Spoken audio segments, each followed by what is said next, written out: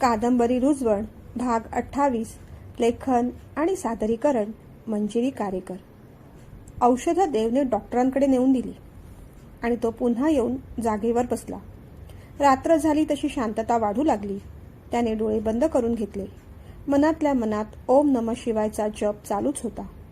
घरी असता तर त्याने महादेवावर अभिषेक केला असता, कदाचित पिंडच पाण्यात ठेवली असती आणि ध्यानस्थही झाला असता। म्हणाला असता, आजपर्यंत मी तुझ्याकडे काहीही मागितलेलं नाही, यापुढेही काहीही मागणार नाही, पण आजपर्यंत जी काही पुण्य केली आहेत, जे काही ध्यान जप केलं आहे, जी काही तुझी सेवा केली आहे, त्या सगळ्याचंच पुण्य आज एकदाच माझ्या पदरात टाक आणि माझ्या मिलिंदाला बरं कर। पण सध्या तो महादेवांसमोर नव्हता, हॉस्पिटलमध्ये होता। विशांत मध्ये मध्ये त्याच्याकडे पाहत होता। त्याची अवस्था विशांतला पाहवत नव्हती, पण या अशा हट्टी हेकेखोर माणसाबरोबर काय बोलणार, कसं बोलणार, ऐकूनच घेत नाहीत ते। बिचारी वैदू कशी राहत असेल या माणसाबरोबर। त्याही परिस्थितीत त्याच्या मनात बहिणीच्या दुःखाचा विचार येऊन गेला। सकाळ झाली तसा विशांत खाली गेला। 2 कॉफी घेऊन आला, 1 बिस्किटचा पुडा पण आणला। देवच्या खांद्यावर हात ठेवला। देव, खाऊन घ्या, कालपासून उपाशी आहात तुम्ही, तो म्हणाला। नकोय मला, 2 शब्द बोलला आणि देवने पुन्हा डोळे बंद केले। पुन्हा ओम नमः शिवायचा जप चालू झाला। विशांतने जरा निराशेनेच त्याच्याकडे पाहिलं। विशांतने मात्र कॉफी घेतली, त्याला गरज होती। आपल्याला आता स्ट्रॉंग राहावंच लागणार आहे याची त्याला कल्पना आली होती। असं उपाशी वगैरे राहून आपणच जर डगमगलो तर बाकी लोकांनी काय करावं। खूप छान आणि स्टेबल पद्धतीने तो सगळ्या गोष्टी हँडल करत होता। देवला मात्र परिस्थिती अशा पद्धतीने हँडल करायची गरज नव्हती। मुळात त्याला कोणतीही परिस्थितीच हँडल करायची नव्हती। कोणत्याही परिस्थितीशी त्याचा काहीही संबंध नव्हता। त्याचा संबंध फक्त मिलिंदांशी होता। त्याला फक्त मिलिंदाच हवा होता। त्याला ना घरातल्यांची पर्वा होती, ना स्वतःच्या प्राणाची। काहीही करून त्याला फक्त आता या क्षणी मिलिंदा आणि मिलिंदाच हवा होता। देवाशी त्याने करार करून टाकला होता। त्याच्या प्राणावर जे काही संकट असेल ते माझ्यावर येऊ दे, पण तो मात्र वाचला पाहिजे। जोपर्यंत त्याला शुद्ध येत नाही तोपर्यंत मी अन्न पाणी घेणार नाही, कोणत्याही प्रकारची ट्रीटमेंट करून घेणार नाही, असं त्याने त्याचं ठरवून टाकलं होतं। पण मिलिंदाला कधीच शुद्ध आली नाही तर मग काय, नाही आली तर नाही आली। जी मिठी इथे मारायची बाकी राहिली होती ती स्वर्गात जाऊन मारू, तिथपर्यंत त्याचं ठरलं होतं। त्याचा वेडेपणा टोकाचा होता, त्याचं प्रेम टोकाचं होतं, त्याचा हट्टही टोकाचा होता, त्याची श्रद्धा टोकाची होती, त्याची साधना टोकाची होती, त्याचा त्याग सुद्धा टोकाचाच होता। सकाळी दादा, मिनल काकू आणि आदिराज सुद्धा आले। विशू, डॉक्टर काय म्हणतायत रे, दादांनी काळजीने विचारलं। आहे तसंच आहे, विशांत म्हणाला। बरं, आता मला काय वाटतं, तू आणि देव दोघेही घरी जा, फ्रेश व्हा, काहीतरी खा, आराम करा आणि मग या। आदिराजने देवला समजावलं। दादा, मलाही तेच वाटतंय रे, तू घरी जा, काहीतरी खा, आराम कर, रात्री वाटल्यास ये ना परत। तू ट्रीटमेंट घ्यायला तयार नाहीसच, निदान अन्न पाणी तरी पोटात जाऊ दे रे, आदिराज काळजीने म्हणाला। त्याला वाटलेलं देव हट्ट करून म्हणेल की नाही, मी इथून जाणार नाही, पण आश्चर्य असं की देव म्हणाला, हो मला घरी जायचंय। आदिराजला आश्चर्यच वाटलं। कसं जाशील तू, मी सोडून येऊ तुला, आदिराजने विचारलं। मी ड्राईव्ह करून जाईन, देव म्हणाला। नको रे, तब्येत ठीक नाही तुझी।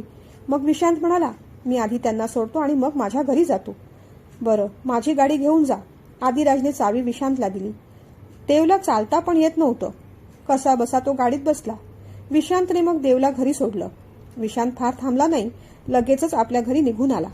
देव घरी आला पाहून आईसाहेबांना जरा बरं वाटलं। काय रे देव, मिलिंदा कसे आहेत, त्यांनी काळजीने विचारलं। ठीक आहे, देव म्हणाला। आणि तुझीही तू काय अवस्था करून घेतली आहेस रे, आधी सांगत होता तू काही खाल्लेलं प्यायलेलं सुद्धा नाहीस, ट्रीटमेंट सुद्धा करून घ्यायला तयार नाहीस। अरे आमच्या जीवाला का रे असा घोर लावतोस तू, आईसाहेब म्हणाल्या। तो काहीच बोलला नाही, गुपचूप आपल्या रूममध्ये निघून गेला। वैदेही हॉस्पिटलला जायची तयारी करतच होती। त्याला पाहून तिला एकदम आश्चर्यच वाटलं। तो परत येईल असं तिला वाटलं नव्हतं। येऊन तो थोडा वेळ बेडवर बसला। अहो, चहा आणू तुमच्यासाठी, तिने विचारलं। नको, जरा माझ्या बाजूला बस, तो म्हणाला। ती गुपचूप बसली। हे बघ, मिलिंदाला जोपर्यंत शुद्ध येत नाही ना तोपर्यंत मी काहीही खाणार पिणार नाही. अगदी पाणीसुद्धा पिणार नाहीये मी.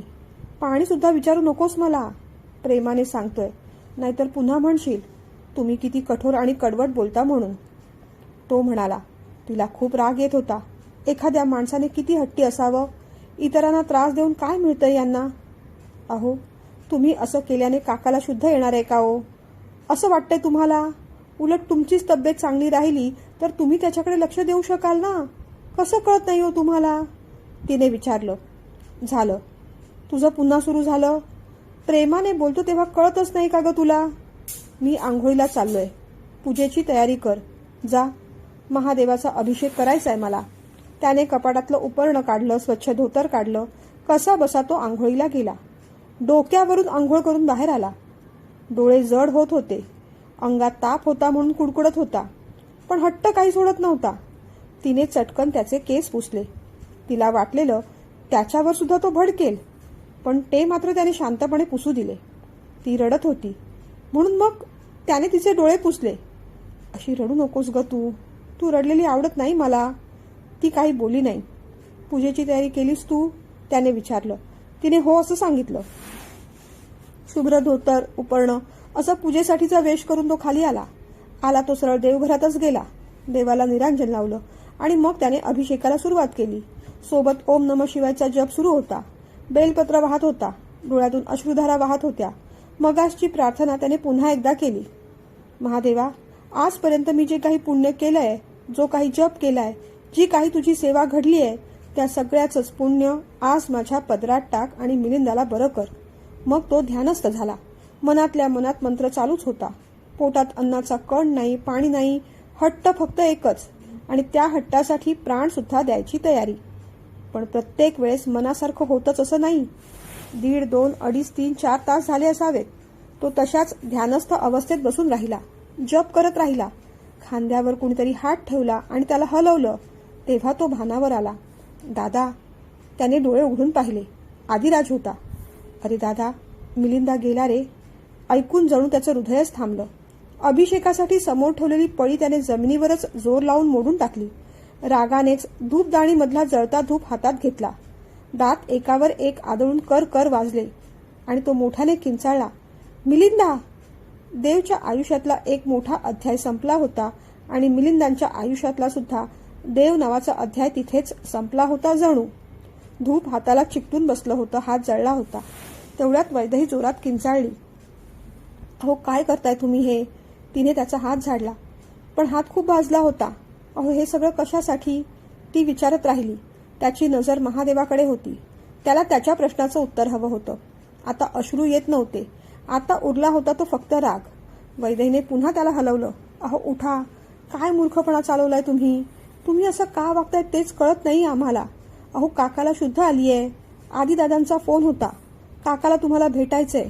आदिदादा गाडी घेऊन येत आहेत. चला तयारी करा. आणि मग तो अचानक पाहतच राहिला. काय म्हणालीस तू? पुन्हा म्हण. त्याने विचारलं. अहो, काकाला भेटायचंय तुम्हाला. शुद्ध आलीये त्याला. चला तयारी करा. तिने पुन्हा तेच सांगितलं तसा तो थोडा शांत झाला. हृदयाचे ठोके पुन्हा पडू लागले. त्याने महादेवाला साष्टांग नमस्कार घातला. चेहऱ्यावर एक हसू आलं आणि तो उठला. वैदेही, चक्कर येते ग मला. जरा धरतेस का? तिला पण राग आलाच होता. चक्कर येते ना? तर पडा मग चक्कर येऊन. फार आगाऊपणा असतो तुमचा. जराही मदत करणार नाही मी. काल मला कसे म्हणाला होतात, वैदेही घरी गेल्यावर पाहीन तुझ्याकडे. आणि आता वैदेहीचीच मदत हवी आहे तुम्हाला. असंही सगळ्यातलं सगळं कळतं ना तुम्हाला. सगळ्यातलं सगळं जमतं ना तुम्हाला. करा मग एकटे जे काय करायचंय ते. आता कशाला वैदेही हवी तुम्हाला? तिचं फ्रस्ट्रेशन आता बाहेर येऊ लागलं होतं. नको ग, नको असं म्हणूस वैदेही. अजून किती त्रास देणार तुम्हाला? तो म्हणाला. चहा आणू का तुमच्यासाठी? तिने विचारलं. एकदा मिलिंदाला बघून घेतो, मग तिथे जाऊन घेईन. हा, तो म्हणाला. अजून मूर्खपणा आहेच का चालू तुमचा? तिने रागाने विचारलं. मला सांग, तू काही खाल्लंस का? त्याने विचारलं. खाल्लं ना, भरपूर खाल्लं. तुमची बोलणी खाल्ली, मार खाल्ला. भरलं पोट माझं. अगं अगं, असं का म्हणतेस? तुझा हात एवढ्या जोराने धरला, कळलंच नाही ग मला. फार लागलं का तुला? सॉरी ग. तिला जवळ घेत त्याने विचारलं. तो एवढं बोलेपर्यंत आधी गाडी घेऊन आला होता. दादा, मिलिंदा अगदी बरा आहे आता. ऐकून आईसाहेबांना पण आनंद वाटला. चल, बाकी सगळे दिसले त्याला. तू दिसला नाहीस तर अस्वस्थ झालाय तो. लवकर तयारी कर. देवने कसेबसे कपडे चढवले आणि हॉस्पिटलमध्ये पोहोचला. हॉस्पिटलमध्ये गेला तेव्हा सगळेच रिलॅक्स होते. मिलिंदांना माइल्ड हार्ट अटॅक येऊन गेला होता, पण आता ते स्टेबल होते. देव आला पाहताच त्यांना आनंद झाला, खूप आनंद झाला. देवने त्यांचा हात हातात घेतला. अरे उठ रे, मिठी मारायची आहे ना मला. देवने गमतीने विचारलं. उठवतोस मग? उठव मला, तेही गमतीने म्हणाले. लवकर बरा हो रे मिलिंदा. देव एवढं बोलला आणि त्याच्या पोटात एक असह्य कळ आली. त्याच्या वेदना त्याच्या चेहऱ्यावर स्पष्ट दिसू लागल्या. देव, काय होतंय तुला? मिलिंदांचे शब्द तोंडातल्या तोंडात राहिले त्याआधीच देव आदिराजच्या खांद्यावर कोसळला. काही वेळापूर्वी पसरलेला आनंद पुन्हा एकदा दुःखात बदलला. देवला पटकन ॲडमिट करून घेतलं. वैदेही बिचारी खूप दुःखी झाली, पण डॉक्टरांनी लगेचच ट्रीटमेंट सुरू केली आणि सांगून टाकलं की काळजीचं काही कारण नाही. बीपी थोडं कमी झालंय आणि टायफॉइड आहे, पण लगेचच ट्रीटमेंट सुरू केली, त्यामुळे धोक्याचं तसं काही कारण नाही. देवला थोडा वेळ चक्कर आली होती खरी, पण सलाईन वगैरे लावल्यानंतर त्याला बरं वाटलं. वैदेहीला त्याचा खूप खूप राग येत होता. सगळ्यांनी देवची चौकशी केली, त्याला भेटून बाहेर आले, पण आज जायला तयार नव्हती ती वैदेही. आधी आईसाहेबांना सांग आता घरी जायला, इथे उगीच त्यांना त्रास होईल. देव म्हणाला. हो, सांगितलंय दादा. मग देव थोडा वेळ शांत राहिला. आधी वैदेही कुठे आहे रे? सगळे भेटून गेले, ती आलीच नाही आत. देवने काळजीने विचारलं. कशी येईल ती? तू कमी त्रास दिलायस का तिला? आदिराजने विचारलं. अरे पण आहे कुठे ती? घरीच आहे का? तिला घेऊन येणारे, प्लीज, मला पाहायचंय तिला, भेटायचंय तिला. आता मात्र देव तिला भेटायला अगदी व्याकुळ झाला होता. कधीपासून रडतेय बिचारी. किती रडवलंस तिला? वागायला असं लाज नाही का रे वाटली तुला? आदिराजने पण आता मुद्दा जरा ताणूनच धरला. आता जाऊ दे ना मागचं सगळं, तिला घेऊन येणारे, मला पाहायचंय तिला. देव म्हणाला. ती हॉस्पिटलमध्येच आहे, बाहेर बसली आहे, पण तुला भेटणार नाही, पाहणार नाही, असं म्हणाली ती. ते ऐकून देवच्या चेहऱ्यावर एक मोठं स्माईल आलं. बाहेरच आहे ती? बोलावणारे मग तिला? देव कळवळून म्हणाला. अरे, ती तुला भेटायला तयार नाही असं म्हणतेय, आणि आता तर तुझ्याशी संसार पण करणार नाही असंही म्हणाली. बोलता बोलताच आदिराजला हसायला आलं. देव पण हसला. मग ती येत नसेल तर मी जाऊ का बाहेर तिला भेटायला? आता नाही राहवत रे. उठायचा तो प्रयत्न आता राहवत नाही रे. उठायचा तो प्रयत्न करू लागला. आदिराजने त्याला थांबवलं. अरे ए मूर्खा, सलाईन लावलंय तुला, थांब जरा, मी व्हिडिओ कॉल करतो, तूच बोलाव तिला. आदिराजने मग वैदेहीच्या मोबाईलवर व्हिडिओ कॉल लावला. वैदू, तुझ्या साहेबांना बोलायचंय तुझ्याशी, बोलतेस? आदिराजने विचारलं.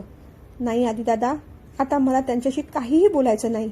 मुळात मला त्यांच्याशी संसारच करायचा नाही तर. कंटाळा आलाय मला. देवने दुसऱ्या हाताने मोबाईल आदिराजच्या हातून खेचून घेतला. हे फुलपाखरू, तुझा आवाज ऐकूनच बरं वाटलं मला. त्या दोघांचं बोलणं ऐकून आदिराजला हसू आलं. आता त्या दोघांच्या गप्पात आपण थांबायला नको म्हणून तो बाहेर पडला. गप्प बसा हो तुम्ही. आता माझा तुमच्याशी काहीच संबंध उरलेला नाही तसा. आपला संबंध आता संपलेला आहे कायमचा, ती म्हणाली. असं? मग तू हॉस्पिटलमध्ये कशाला थांबलीस? त्याने विचारलं. ती जरा गडबडली, मग म्हणाली, माझ्या काकासाठी. बरं, पण मला एकदाही भेटायला येणार नाहीस तू? असं नको ना करूस.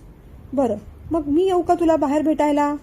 मी आलोही असतो, पण मी भेटायला आलो तर आधी सलाईन काढावं लागेल, मग पुन्हा त्या नर्स येऊन मला सुया टोचतील ग. ते चालेल का तुला? ऐकून तिचा जीव गलबलला. तिने मग त्याच्याकडे पाहिलं. हे बघ, इथे सलाईन लावलंय मला, दुखतंय खूप, ये ना ग. असं काय करतेस? काय येऊ मी? बरं थांब, मीच येतो. त्याने खोटी धमकी दिल्यावरती पटकन म्हणाली. नको नको, थांबा तुम्ही, आले मी. ती चटकन आत आली. त्याच्या छातीवर डोकं ठेवून रडू लागली. असं काय फुलपाखरू, तुला आता मी जवळ पण नाही घेऊ शकत. एका हाताला सलाईन लावलंय, दुसरा हात भाजलाय. ती मग सावरली, उठली. भाजलेला हात दुखतोय खूप? तिने विचारलं. दोन्ही हात दुखतायत. सकाळपासून हे सलाईन लावून ठेवलंय. मध्ये मध्ये ब्लड टेस्ट करायला सुया टोचतातच आहेत.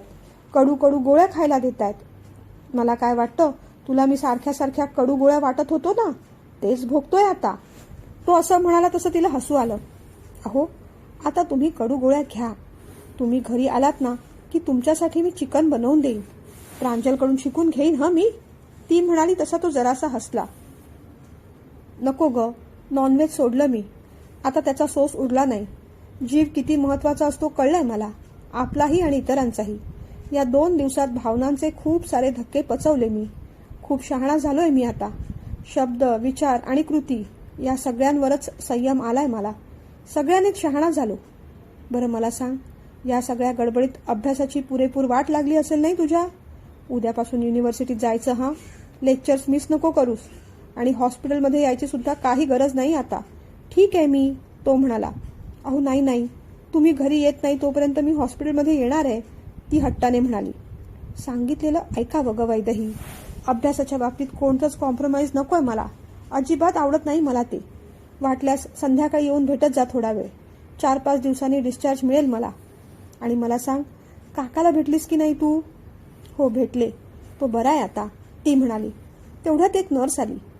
एक्सक्यूज मी, ब्लड सॅम्पल घ्यायचं होतं. त्या तिच्या हातातल्या भल्या मोठ्या सुया पाहून वैदेहीला अगदी भीतीच वाटली. कसं तरी वाटलं. सिस्टर जरा हळू हा, दुखेल हो त्यांना, वैदेही म्हणाली. तशी ती नर्स हसली. देवला पण हसू आलं. हो अगदी हळू घेते हां. देवादेवने हात पुढे केला तसे वैदेहीने डोळे घट्ट बंद करून घेतले. 15-20 सेकंदाने मग ती नर्सच म्हणाली, मॅडम डोळे उघडू शकता. सॅम्पल घेऊन झालं त्यांचं. तिने डोळे उघडले. देवादेवकडे पाहिलं. तो मात्र हसत होता. देवादेवला भेटून आईसाहेब मिलिंदांना भेटायला गेल्या. मिलिंदा कशी आहे तब्येत? जीवाला अगदी घोर लावला तुम्ही दोघांनी. काय हे, तब्येतीची काळजी घेत नव्हता का तुम्ही? आईसाहेबांनी जरा रागानेच विचारलं. घेत नव्हतो हे खरंय वहिनीसाहेब, पण आता आमच्या सुनबाई आमच्यावर अगदी पाळत ठेवू नयेत. रोज आम्हाला सूप करून देतात. त्यांनी अगोदरच वॉर्निंग देऊन ठेवली आहे. मिलिंदा घरी आल्यानंतर वडापाव, भजी सगळंच जंक फूड आता बंद करून टाकणार आहे मी. मिलिंदा असं म्हणताच आरोही छान हसली. मग काय मिलिंदा, खरंच काळजी घेत नाहीस तू तब्येतीची? आता घरी गेलास तर डाएट फॉलो करायचाच आहे, पण त्याचबरोबर व्यायाम सुद्धा करायचा आहे. तू एकट्यानेच नाही, घरी सगळ्यांनीच, आरोही म्हणाली. खरंच वहिनीसाहेब, आमच्या सुनेने घर छान सांभाळलं. आम्ही दोघी तर या प्रसंगाने अगदी खचून गेलो होतो. लहान असून सुद्धा तिने सगळ्या घरातल्या माणसांना प्रेमाने सांभाळलं, घर सांभाळलं. कठीण प्रसंगात अगदी खंबीर राहिली पोर. विराजचं तर आता तिच्याशिवाय पानही हलत नाही. सगळ्या कामांसाठी त्याला आता अरुताईच हवी असते. ऐकून वहिनीसाहेबांना अगदी धन्य वाटलं. आमची मुलगी तिथे रुळली. तुमच्या तोंडून तिचं कोड कौतुक ऐकून मन अगदी धन्य झालं, त्या म्हणाल्या. मिलिंदा पण छान हसले, म्हणाले, याही रोपट्याची रुजवण छान झाली वहिनीसाहेब. आरोही एक दिवस जरी घरी नसली तर करमत नाही आम्हाला आता. आता तब्येत ठीक झाली ना मिलिंदा, की एक दिवस सगळ्यांनीच घरी या. सगळ्यांच्या सुख शांतीसाठी आम्ही घरी पूजा ठेवणार आहोत, वहिनीसाहेब म्हणाल्या. खरं तर आमच्या दोन्ही सुना चांगल्या आहेत, पण मोठीने घर सांभाळलं म्हणून धाकटीने तिच्या पावलावर पाऊल ठेवलं. देवादेवसारखं वादळ सांभाळणं खरं तर शक्यच नाही, पण वैदेहीने ते वादळ सांभाळलं सुद्धा आणि शमवलं सुद्धा. प्रसंगी त्याचं कठोर बोलणं ऐकून घेते. जिथे ऐकवायचे तिथे त्याला ऐकवते देखील. त्याच्यावरचा कंट्रोल अगदी बरोबर साधलाय तिने.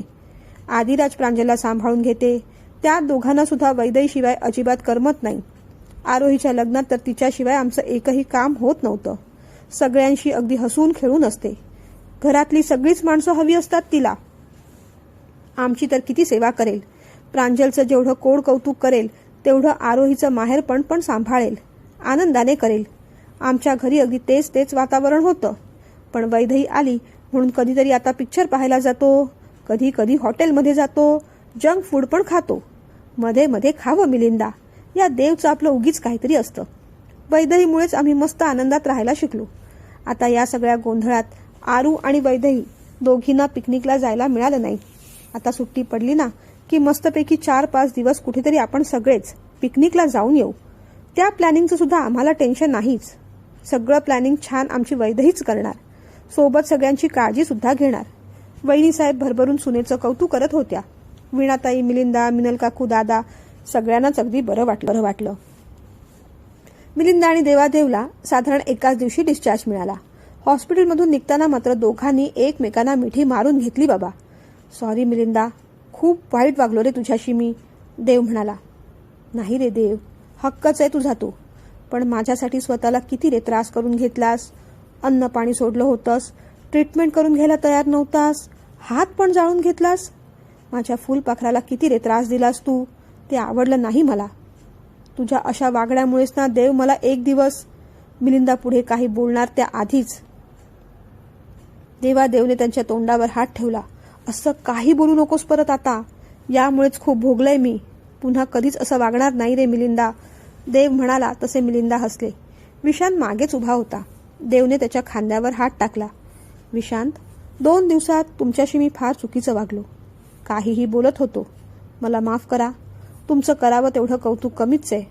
फार संयमाने मॅच्युअर्ड पद्धतीने सिच्युएशन हाताळली तुम्ही. ते ऐकून विशांत हसला. तुम्ही पण काळजी घ्या देव, असं म्हणाला. विशांत निघणार त्याआधी देव पुन्हा विशांतला म्हणाला, विशांत, माझी बहीण या हट्टी माणसाबरोबर कशी राहत असेल असा तुमच्या मनात प्रश्न आला असेल ना. एकदा विचारा तिला. स्वतःच्या प्राणापेक्षा पण जास्त जपतो आम्ही तिला. कधीतरी संयम ढळतो आमचा, खरंय, पण तिच्यावर खूप प्रेम आहे आमचं. तिला दुःख होईल असं काही करत नाही आम्ही सहसा. तसा कुटुंब वत्सलच माणूस आहे मी, तेव्हा तिची अजिबात काळजी करू नका. आणि हो, माझ्या आरोहीला पण नीट सांभाळायचं हं. बायको एवढं बहिणीवर पण प्रेम आहे माझं. प्रेमसुद्धा आहे आणि लक्षसुद्धा. जाता जाता त्याची नेहमीची दादागिरी दाखवत त्याने विशांतला सुद्धा वॉर्निंग देऊन टाकली. होय देव, तुमच्या बहिणीला पण आम्ही प्राणापलीकडेच जपतो. मी पण तसा कुटुंब वत्सलच माणूस आहे. हसत हसत विशांत म्हणाला तसा देव पण हसला. आरोहीने सगळ्या घराचा कंट्रोल आपल्या हातात घेतला. घरचं सतत होणारं जंक फूड बंद झालं. रोज सूप सॅलड घरी बनू लागलं. आई काकू सकाळी चालायला जाऊ लागल्या. विराजने आपलं शिक्षण पूर्ण केलं. कोडिंग तर तो शिकलाच होता. त्याच फील्डमध्ये त्याने नोकरी पकडली. आरोही आणि वैदेहीचं MSc पूर्ण झालं. वैदेहीने PhD पूर्ण केली. देवच्याच कंपनीत आता ती टेस्टिंग डिपार्टमेंट सांभाळते. आरोहीने मात्र व्हिडिओ एडिटिंग फील्डमध्ये करिअर केलं. तिचा स्वतःचा छोटा बिझनेस स्टार्ट केला. प्रांजल आणि विशांतचा बिझनेस आता छान ग्रो झालाय. विशांतने मोठी गाडी घेतली आहे. दिवस किती पटापट पुढे गेले. आता विराजचं लग्न पण ठरलं. घरची मोठी सून म्हणून आरोहीने सगळी जबाबदारी घेतली. आज त्याचंच केळवण म्हणून वहिनी साहेबांनी सगळ्यांना जेवायला बोलावलं होतं. या या दादासाहेब, वीणाताई या. वहिनी साहेबांनी त्यांचं छान स्वागत केलं. मिनल काकू पण आत आल्या. विशांत आरोही आले. सगळ्यात मागून मिलिंदा. या मिलिंदा, बसा बसा. बसतो वहिनी साहेब. आधी सांगा, तुमची तब्येत कशी आहे. अगदी मस्त. आणि आमची वैदू कुठे आहे. त्यांनी विचारलं. आहे. प्रांजल आणि वैदही दोघेही किचनमध्ये आहेत. येतीलच इतक्यात. आणि आपली कच्ची बच्ची कुठे आहेत. मिलिंदांनी विचारलं. छोटा अर्णव त्याच्या बाबांच्या म्हणजे विशांच्या हातातून खाली उतरला आणि त्याने आजीकडे धाव घेतली. आई साहेब, असं म्हणत तो आजीला बिलगला. अर्णव, तुम्हाला आम्ही किती वेळा सांगायचं. आम्हाला आजी म्हणायचं, आई साहेब नाही. पण तुम्ही आमच्यासाठी बॅट आणली आहे का. त्याने विचारलं. हो, आदी मामाने आणि देव मामाने तुमच्यासाठी खूप खेळणी आणली आहेत. तुम्ही आधी आदी मामाच्या खोलीत जाऊन वियानला भेटून घ्या. मग देव मामाच्या खोलीत जाऊन राधाला पण भेटून घ्या. दोघे जण तुमची वाट पाहतायत खेळण्यासाठी. त्या एवढं म्हणेपर्यंत राधा आणि वियान धावत धावत खाली आलेच. वियान आणि अर्णव दोघेही लगेचच बंदुकीशी खेळू लागले. राधा मात्र चालत चालत खाली आली. सगळ्यांना भेटली. सगळ्यांनी तिची गोड पापी घेतली. दादा, काका आजोबा कुठे. तिने दादासाहेबांना विचारलं. आहेत आहेत, तुझे काका आजोबा बाहेर बसले आहेत. ती मग मिलिंदांकडे धावत धावत गेली आणि त्यांना जाऊन बिलगली. काका आजोबा, काका आजोबा, माझ्यासाठी काय आणलंयस तू. तिने विचारलं. अरे पिल्लू, तुझ्यासाठी खूप काय काय आणलंय मी. ये मी दाखवतो. आधी मांडीवर तर बस माझ्या. आपला इवला टिवला फ्रॉक तिने उगीच इकडे तिकडे हलवला आणि मग काका आजोबांच्या मांडीवर जाऊन बसली. हे बघ फुलपाखरू, यात बाहुली आहे, खेळायचा टेलिफोन आहे, भातुकली पण आहे आणि खूप सारी चॉकलेट्स पण आहेत. सगळी खेळणी बघून राधाला आनंद झाला. काका आजोबा, खेळणी छान आहेत, पण अरे चॉकलेट कशाला आणली. जंक फूड खात नाही आम्ही, ती म्हणाली. तेवढ्यात प्रांजल आणि वैदेही सुद्धा बाहेर आल्या. सगळ्यांना भेटून आनंद झाला. विरू, भारी वाटतंय ना. लग्न करतोयस. किती रे मोठा झालास. वैदेही ताईने पाठीवर थाप मारली तसा विराज थोडा लाजला. प्रांजलने पण त्याला अभिनंदन केलं. आदिराज पण खाली येऊन बसला. गप्पा झाल्या. वैदू, देव कुठे आहे ग. कुठे आहे. अरे काका, ते ऑफिसला गेलेत. गुजरातच्या फॅक्टरीचं काहीतरी काम निघालं. सकाळीच गेलेत रे. अजून आलेले नाहीत. काही खाल्लेलं पण नाही त्यांनी. काळजीने वैदेही म्हणाली. काय रे आधी, कसलं काम निघालं. मिलिंदांनी विचारलं. अरे कसलं तरी इन्कम टॅक्सचं काम निघालं. मी म्हणालो होतो मी पण येतो बरोबर, तर म्हणाला नको. बराच वेळ झाला. येईल इतक्यात. बरं काका रे, मी जेवणाचं पाहते, मग आपण गप्पा मारू, असं म्हणत वैदेही आणि प्रांजल आत गेल्या. काका आजोबा, तू आमच्यासाठी एवढी खेळणी आणलीस म्हणून आम्ही तुला आता एक गोष्ट सांगणार आहोत. मिलिंदाने डोक्याला हात लावून घेतला. वडिलांची परंपरा चालवतच आहात का तुम्ही? तोंडातल्या तोंडात ते पुटपुटले. काय झालं काका आजोबा? गोष्ट आवडत नाही तुला? डोक्याला का हात लावला? राधाने विचारलं. छे, मी कुठे डोक्याला हात लावला? मी फक्त माझे केस नीट करत होतो जरा. सांग, तू गोष्ट सांग पिल्लू. तर एका झाडावर एक चिनू माकड राहत असतं. एकदा त्याची आई त्याच्यासाठी खूप सारे चॉकलेट्स घेऊन येते आणि म्हणते की या बरणीत भरून ठेव आणि रोज एक एकच खा. बरणीचं तोंड लहान असतं. एकदा आई ना मार्केटमध्ये जाते तेव्हा चिनूला चॉकलेट खायची इच्छा होते. तो बरणी उघडतो, पण त्याला खूप सारे चॉकलेट खायचे असतात. मग तो आपला हात बरणीत घालतो. खूप सारे चॉकलेट्स हातात घेतो, पण हात बंद असतो. मग त्याला हात बाहेर काढता येत नाही. त्याचा हात तसाच अडकून राहतो. तेवढ्यात त्याची आई येते. मग ती सगळं पाहते. आईला राग येतो. ती त्याचे सगळे चॉकलेट्स काढून घेते. चिनूला फार फार वाईट वाटतं रे. एवढं म्हणून राधा थांबली. मिलिंदा तिच्याकडे पाहतच होते. संपली गोष्ट. पण याचा नदीमार्थ कळला का तुला? कोणता मार्थ? मिलिंदाने जरा आश्चर्यानेच विचारलं. नदीमार्थ. तेवढ्याच कॉन्फिडेंटली राधा म्हणाली. अगं फुलपाखरू, नदीमार्थ नसतं ते, मतितार्थ असतं. बरं सांग मग त्याचा नदीमार्थ काय ते? त्याच्यामध्ये काय एवढं? किती सोपा आहे त्याचा मतितार्थ. त्या माकडाने एका वेळेस एकच चॉकलेट घ्यायला हवं होतं, म्हणजे मग त्याची मूठ बरणीत अडकून पडली नसती. बरोबर ना? मिलिंदा म्हणाली. नाही, तसं नाही येते. त्याचा नदीमार्थ असा आहे की त्याने ते सगळे चॉकलेट्स मोठ्या तोंडाच्या बरणीत ठेवायला हवे होते, म्हणजे त्याला पाहिजे तेवढे घेता आले असते. ते ऐकून मिलिंदाने पुन्हा एकदा डोक्याला हात लावून घेतला. हे एवढं क्रिएटिव्ह प्रोडक्ट फक्त देवचंच असू शकतं. तोंडातल्या तोंडात ते पुटपुटले. काका, आधी मुलांना भरवून घेते, मग आपण जेवू, चालेल ना? वैदेही म्हणाली. चालेल, अगदी चालेल. तसंही देव आल्याशिवाय मी बसणार सुद्धा नाहीये. मिलिंदा म्हणाले. चल ग राधा, भरवते तुला. वैदेही म्हणाली. नको तू. बाबा कुठे आहे? तोच भरवेल मला. राधा हट्टाने म्हणाली. अगं बाबा नाही आहेत, ऑफिसला गेलेत. मी भरवते ना. नको म्हटलं ना मी.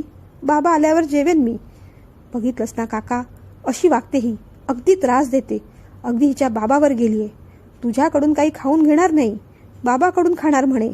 मोठा तोरा असतो या जहागीरदारांचा. वैदेही असं म्हणताच राधाने तिच्याकडे रागाने पाहिलं. काय पाहतेस अशी?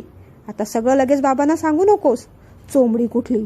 वैदेही राधाला गमतीने म्हणाली. मग तर राधा अजूनच भडकली. बघितलंस ना काका आजोबा, ही कशी बोलते मला. बाबा आल्यावर सांगणारच आहे मी हिचं नाव. तेवढ्यात देवादेव आलाच. सगळ्यांना पाहून त्याला आनंद झाला. त्याने सगळ्यांची भेट घेतली आणि मग मिलिंदाच्या बाजूला येऊन बसला. मिलिंदांच्या मांडीवर हात मारत तो म्हणाला. काय म्हणतोस रे, किती दिवसांनी घरी आलास? ऑफिसमध्ये पण हल्ली जास्त बोलणं होत नाही आपलं. हो रे देव, आता मारूया की गप्पा, मिलिंदा म्हणाले. तेवढ्यात राधा मिलिंदांच्या मांडीवरून उतरून देवच्या मांडीवर जाऊन बसली. बाबा, तू आम्हाला सोडून कुठे रे गेला होतास? आज सुट्टी होती ना, तरी तू ऑफिसला गेलास. आम्ही उठलो तेव्हा तू नव्हताच बाजूला. आम्ही किती रडलोय माहितीये तुला. का सारखं सारखं सोडून जातोस? आम्हाला पण घेऊन जा ना. असं नको ना रे जाऊस बाबा. नाही ना जाणार परत? त्याच्या गळ्यात हात टाकत ती म्हणाली. नाही जाणार फुलपाखरू, नाही जाणार आता. तिला जवळ घेत देव म्हणाला. वैदेही जेवण वाढ ग, खूप भूक लागलीये मला.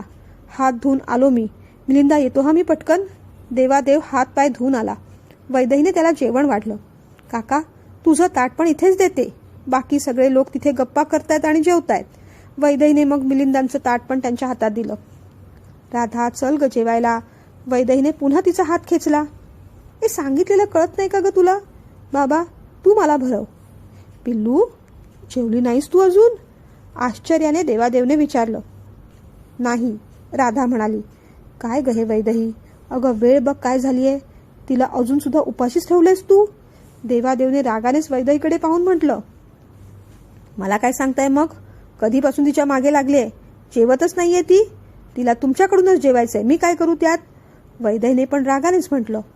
हो वासरा, असं वागलीस तू? तिला जवळ घेत देवने विचारलं. हो, असं वागलो आम्ही. आम्हाला तूच भरव. वैदेहीने मग तिचं ताट पण आणून दिलं. कधी शाण्यासारखं वागणारे काय माहिती. अगं बाबांना भूक लागलीये, जेवू दे की त्यांना, मी भरवते तुला. वैदेही म्हणाली. राधाने तिच्याकडे अजिबात लक्ष दिलं नाही. ही ना मगासपासून आम्हाला अशीच ओरडते बाबा. आम्हाला म्हटली मोठा तोरा असतो जहागीरदारांचा, आणि म्हटली आल्यावर लगेच तुझ्या बाबांना सांगू नकोस हे, आणि हे पण म्हटली की तू अगदी चोंबडी पण आहेस. खरं सांग बाबा, आम्हाला किती वाईट वाटलं असेल. उगीच खोटे खोटे डोळे पुसत राधा बोलत होती. आई आई ग, असं सगळं म्हणाली ही. तिला नंतर शिक्षा देणारच आहोत आम्ही. वैदेही, का ग असं म्हणालीस तू तिला? पण पिल्लू जाऊ देत, तिच्याकडे तू आता लक्ष देऊ नकोस. मी तुला भरवतो, जेवून घे तू. देवला खरं तर कडकडून भूक लागली होती, पण जोपर्यंत राधाला भरवत नाही तोपर्यंत त्याचं जेवण होणं शक्यच नव्हतं. बाबा, काका आजोबाने आमच्यासाठी किती खेळणी आणली हे बघ. राधा दाखवू लागली. अगं सोन्या, काका आजोबाने नाही ग, काका आजोबांनी असं म्हणावं. किती वेळा सांगायचं ग तुला, कळत नाही का ग तुला? देवादेव म्हणाला. कळतं बाबा, सगळं कळतं आम्हाला. तू रोज रोज तेच तेच नको सांगूस. राधा म्हणाली. मिलिंदांना जाम हसू येत होतं. काय दगड धोंडे कळतात तुला. स्वतःला तेवढं अहो जाऊ म्हणतेस तू, बाकी सगळ्यांना अरे तुरेच करतेस. मला सुद्धा तू अरे बाबा असंच म्हणतेस ना. अहो बाबा म्हणावं ग. देव म्हणाला तसं तिने त्याच्याकडे रागानेच पाहिलं. आम्हाला दगड म्हणालास तू बाबा. तिला लाल झालेलं पाहून लगेच देवादेवने शरणागती पत्करली. नाही ग पिल्लू, तसं काहीही म्हटलं नाही मी. तसंच म्हटलंस तू, ऐकलं आम्ही. मग तिने आपली इवलीशी मूठ आपल्या मांडीवर आदळली. राग येतोय आम्हाला. नको नको ग पाखरा, रागवू नकोस आमच्यावर. आम्हाला पण वाईट वाटेल ना फार. देव तिची समजूत काढत राहिला. तू माझी फुलराणी आहेस की नाही. तू रागावलीस तर मला रडू येईल. तुला चालेल का ते? देवने विचारलं. तू मोठा आहेस बाबा, असं रडू नये रे. देवने उगीच आपले डोळे चोळले. मग त्याचे डोळे पुसत राधाने आपल्या डोक्याला हात लावला आणि म्हणाली, शिवशंभो, कसं होणार आहे याचं? रडू नकोस आता बाबा, नाही रागावलो आम्ही. ते ऐकून मिलिंदाला मात्र हसू येत होतं. राधाच्या रूपात छोट्या देवला पाहून एकीकडे त्यांना गंमत वाटत होती आणि दुसरीकडे त्यांना वैदेहीचं बालपण आठवलं. तिलाही असाच मस्का लावायला लागायचा. सगळ्यांवर गुरगुरणारा देव मात्र लेकी समोर अगदी गरीब ससा होऊन गेला होता. राधाचं जेवण झालं. देवने तिचं तोंड धुतलं. ती पुन्हा त्याच्याच मांडीवर येऊन बसली. बाबा, आता आम्हाला झोप आलीये. आम्ही तुझ्या मांडीवर झोपतो हं, तू थोपट आम्हाला. तिने बाबाचा हात आपल्या दोन्ही हातांनी उशाशी अगदी घट्ट धरला. त्याच्या मांडीवर झोपून गेली. तेवढ्यात वैदेही आली. अहो हे काय, जेवण राहिलं तुमचं. असू देत ग, आता लगेच तिला खाली ठेवलं तर उठेल ती. ती गाढ झोपली की मग बेडरूममध्ये ठेवून येईन आणि मग जेवेन मी. तो म्हणाला. अहो गार होईल तोपर्यंत जेवण होऊ देत ग, काही हरकत नाही. तू जेवून घे जा, तो म्हणाला. वैदेही मग निघून गेली. मिलिंदाला मात्र फार फार आश्चर्य वाटलं. देव, राधा किती अटॅच्ड आहे तुझ्याशी. तूच हवा असतोस तिला, आणि तू सुद्धा इतकं प्रेम करतोस तिच्यावर, ते म्हणाले. तिच्या डोक्यावरून हात फिरवत देवादेव हसला आणि म्हणाला, एका अपूर्ण वचनाची परतफेड आहे ती मिलिंदा. ती तर पूर्ण करायलाच हवी ना. राधा गाढ झोपली. मी हिला बेडरूममध्ये ठेवून आलो हं. देवादेवने तिला हलकेच आपल्या खांद्यावर घेतलं. तिचा इवला टिवला फ्रॉक नीट केला. तिने सुद्धा आपले दोन्ही हात त्याच्या गळ्याभोवती टाकले. पाठपुऱ्या देवकडे आणि त्याच्या इवल्याशा लेकीकडे मिलिंदा आश्चर्याने पाहत राहिले. कमाल आहे तुझी देव. हे फक्त तूच करू जाणे, बाकी कोणालाच ते शक्य नाही रे. त्यांना ती एक राधा आठवली आणि मनात एक प्रश्न मात्र येऊन गेला. कधी कल्पना सुद्धा न केलेल्या वेलीची सुद्धा अशीच रुजवण होत असेल का? चला मंडळी, आज इथे आपली रुजवण कादंबरी संपली. साधारण 1 महिना झाला. या कादंबरीचे भाग आपण ऐकत आहात, त्याच्यावर प्रतिक्रिया देत आहात, त्यासाठी खूप खूप धन्यवाद. कादंबरीचे एक एक भाग जसजसे पुढे जात होते तशा बऱ्याच मिश्र प्रतिक्रिया आल्या. काही जणांना कादंबरी खूप आवडली, काही जणांना नाही आवडली. काहींना काही पात्र आवडले नाहीत. काही जणांना देवचं वागणं खटकलं. काही जणांना वैदेही फारच बालिश वाटली. सगळ्यांनी आपापली मतं मोकळेपणाने मांडली. आपल्या सगळ्यांच्या मतांचा आदर आहे. तो आदर राखूनच कादंबरी लिहिताना मी कोणत्या दृष्टिकोनातून लिहिली ते मात्र मला इथे निश्चित सांगावंसं वाटतं. रुजवण हा प्रवास मुख्यत्वे वैदेही आणि देवादेवचा होता. अतिशय लाडावलेली, पण घरात कोणतेही निर्णय घ्यायची मुभा नसलेली, घरात कोणतीही जबाबदारी न पडलेली वैदेही हिचा स्वभाव साधारण कसा असेल? अगदी अल्लड, बालिश, हट्टी, मनाला येईल तसंच स्वैर वागणारी, पण त्याचबरोबरीने प्रेमळ, सगळ्यांना जपणारी. अशा या वैदेहीचा प्रवास 0 ते 10 अशा स्केलवरून चालू झाला. अगदीच बालिश वाटणारी वैदेही हळूहळू बदलत एका पॉइंटवर येऊन स्थिरावली, जिथे तिचा खेळकरपणा, आनंदी स्वभाव तसाच कायम राहिला आणि देवच्या प्रयत्नांमुळे, जबाबदारी आल्यामुळे तिने आपलं घर छान सांभाळलं. ती जबाबदार झाली, आपलं करिअर केलं. ॲरोगंट वर्चस्व गाजवणारा देवादेव हळूहळू तिच्या सहवासाने अधिक प्रेमळ, समजूतदार, शांत झाला. बऱ्याच जणांना सुरुवातीला वैदेहीचं वागणं फार बालिश वाटलं, पण ते तसंच दाखवायचा प्रयत्न होता, कारण तिच्यात हळूहळू बदल होणंच अपेक्षित होतं. ती बेजबाबदारच होती, ती चुका करणारच होती, लग्न झालं तरी ती अनेक गोष्टी टाळणारच होती. हळूहळू तिला गोष्टी समजणं, देवने तिला ते समजावणं, हा असाच प्रोग्रेस दाखवायचा प्रयत्न होता. तिचा स्वभाव असा का होता याचा उल्लेख नुकता केलेलाच आहे. अतिलाड, काहीही जबाबदारी नाही, कोणतेही निर्णय घ्यायचा अधिकार नाही, अशी मुलं पटकन काहीतरी बोलून जातात, करून जातात. समाजात कसं वागावं त्यांना कळत नाही. वैदेही त्याच मुलींचं प्रतिनिधित्व करत होती. त्यात ते लग्न तिच्यावर थोपावलेलं होतं, म्हणून ती अधिकच गोंधळून वागत होती. ती सायन्सची विद्यार्थिनी असून सुद्धा एवढी मूर्ख कशी? लग्न, नवरा किंवा त्या संबंधित सगळ्याच गोष्टीला ती कशी घाबरत होती? असाही काहींना पडलेला प्रश्न. त्याचं उत्तर असं आहे की आपण शिकलेलं विज्ञान, मिळवलेलं ज्ञान हा एक वेगळा भाग आहे आणि आपल्या मनात असलेली भीती हा कम्प्लिटली दुसरा भाग. तिच्या मैत्रिणीच्या बाबतीत लग्नाबद्दल आलेला कडू अनुभव हा वैदेहीसाठी एक मोठा ट्रॉमा होता. सासर, नवरा आणि त्या संबंधित सगळ्याच गोष्टी तिला नको होत्या. शिवाय हे लग्न तिच्यावर थोपलेलं होतं, त्यामुळे ती अगदी सुरुवातीपासूनच देवादेवला टाळत होती. तो बाजूला बसला तरी तिला भीती वाटत होती. काही लोकांना ही गोष्ट अतिशयोक्ती वाटली.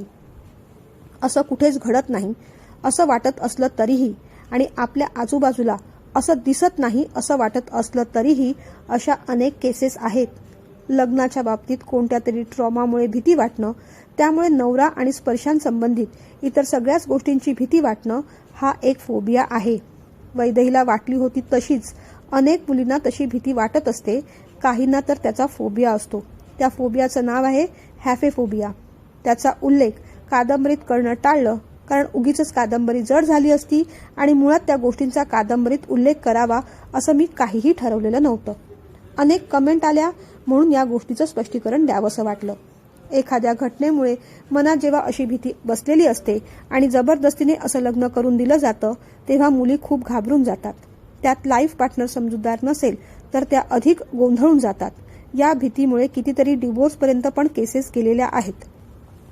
आता राहिला प्रश्न, वैदेही सायन्सची विद्यार्थिनी आहे तरी तिला सगळ्या गोष्टींची भीती वाटते, हे कसं काय?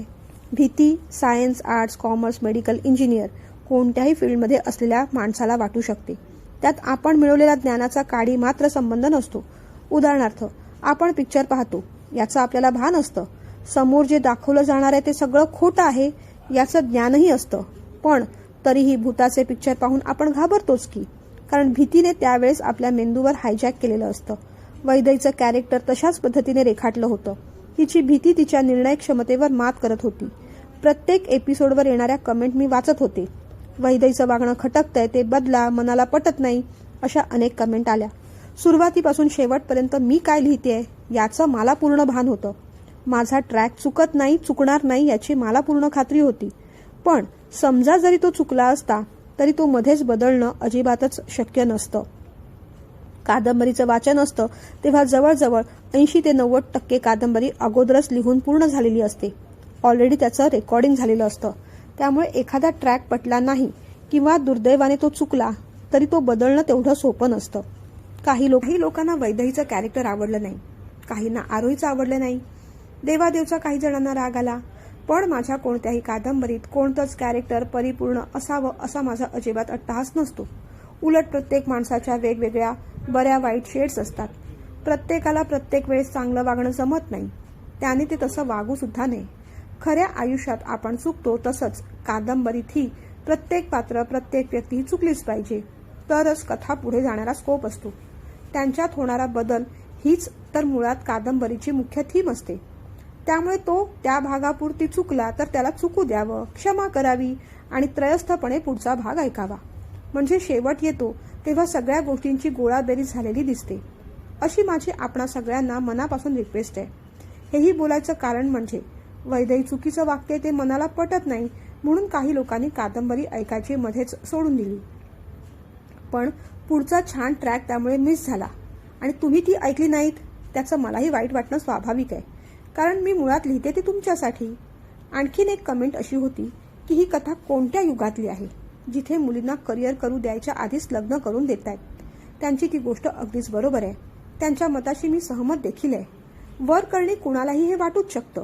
लिहिताना माझ्या मनात सुद्धा हा विचार आलाच. पण त्यातल्या तीनही मुलींची, आरोही, वैदेही आणि प्रांजलची लग्न 23-24 वर्षांची असतानाच दाखवलेली आहे. मुद्दामूनच ती गोष्ट मी फार जनरलाइज आणि नॉर्मल केलेली आहे. त्याचं कारणही सांगते. आजकाल करिअरच्या मागे लागून 35शी गाठणाऱ्या मुली आणि मुलं आपण पाहतो. ते तसं असावं की नाही हा ज्याचा त्याचा वैयक्तिक प्रश्न आहे. पण मला एक वेगळीच बाजू आपल्यासमोर मांडायची आहे. आजकालच्या पिढीचे प्रश्न खूप वेगळे आहेत. सोशल मीडिया फोफावलेला आहे. इंटरनेटवर नको त्या साईट्स सहजपणे उपलब्ध आहेत. ज्या गोष्टी मुलांनी लहानपणी कुमार वयात पाहू नयेत अशा गोष्टी सहजपणे सिरियल्स, चित्रपटातून, इंटरनेटद्वारे त्यांच्यासमोर वारंवार येत आहेत. मुलं मुली लवकर मोठे होत आहेत. त्याहून पलीकडे 22-23 वर्षांची मुलं लिव्हिंग रिलेशनशिपमध्ये राहू लागली आहेत. पालक म्हणून, जबाबदार नागरिक म्हणून या सगळ्या गोष्टी आपण कुठपर्यंत रोखू शकणार आहोत? स्वामी विज्ञानानंद यांचं तरुण पिढीबद्दल एक सुंदर वाक्य आहे. ज्या पद्धतीने ही अशी उत्तेजित करणारी दृश्य आजच्या मुलामुलींसमोर वारंवार येत आहेत त्याने जर ती मुलं उत्तेजित झाली नाहीत तरच नवल. जर आपली मुलं या सगळ्या भयंकर गोष्टींनी सुद्धा उत्तेजित होत नसतील तर समजून जायचं आपलं मूल एकतर योगी आहे किंवा मग रोगी आहे. कारण कोणत्याही नॉर्मल मुलासाठी हे आजचं सोशल मीडियाचं वातावरण खूप घातक आहे. अशा परिस्थितीत लग्न संस्था ही एकच बाब नैतिक दिसते. नैतिकता टिकवून ठेवायची असेल तर यापुढे लग्नही लवकर वयात होणं हा एकच पर्याय उरतो. आणि त्यासाठी आपल्या करिअरची होळी न करता मुले आणि मुलींच्या पालकांनी समजुतीने दोघांचं करिअर, शिक्षण हे पुढे कसं चालू राहील या बाबतीत आता सिरियसली विचार करणं आवश्यक आहे. माझा हाच दृष्टिकोन या कादंबरीतून ठसवण्याचा मी प्रयत्न केला. अर्थात हे माझं वैयक्तिक मत आहे. आपली मतं वेगळी असू शकतात. चूक बरोबर असं त्यात काही नाही. कादंबरी लिहिताना माझा दृष्टिकोन काय होता हे सांगणं मला जरुरी वाटलं म्हणून मी ते सांगितलं. कारण काही कमेंट फार पर्सनल होत्या, हर्ट करणाऱ्या होत्या. अशा कमेंट्सना उत्तर द्यायला आवडत नाही मला, म्हणून प्रातिनिधिक स्वरूपात बोलत आहे. एखादी कथा मांडताना त्यामागे काहीतरी अभ्यास असावा अशी माझी धारणा असते. आणि अगदी खरं सांगते, कोणतीही कादंबरी लिहिताना त्यातल्या पात्रांचा, स्वभावाचा, अगदी नावाचा सुद्धा मी बारीक विचार करते. त्यातले प्रसंग दाखवताना मी विचारपूर्वक आणि अभ्यासपूर्वकच लिहित असते. शक्यतो सामाजिक जबाबदारीचं भान ठेवूनच माझं लिखाण असतं. पण मीही माणूसच आहे. माझ्याकडून सुद्धा चुका होऊच शकतात हे मी आधीच मान्य करते. कथा लिहिताना माझा दृष्टिकोन काय होता हे सांगण्यासाठी म्हणून हा थोडासा संवाद साधला. आपल्या कोणाच्याही मतांचा अनादर करण्यासाठी नाही. 1 महिना आपण रुजवण या कादंबरीशी, पात्रांशी संलग्न आहात. आपल्याला कादंबरीचा कोणता भाग आवडला, कोणतं पात्र जास्त आवडलं, कथेत नेमकं आपल्याला काय कनेक्ट झालं हे सुद्धा जरूर कळवा. वाचायला आनंदच होईल. बाकी आपल्याला कादंबरी कशी वाटली हेही कळवा. कथेचा एखादा भाग, प्रसंग आवडला नसेल, त्यातून आपण कुठेही दुखावला गेला असाल तर त्यासाठी सॉरी. चला, आपला बराच वेळ घेतला आज. संयमाने आपण सगळं ऐकून घेतलं त्यासाठी पुन्हा एकदा धन्यवाद. नवीन कथेसह लवकरच भेटूया. थँक्यू.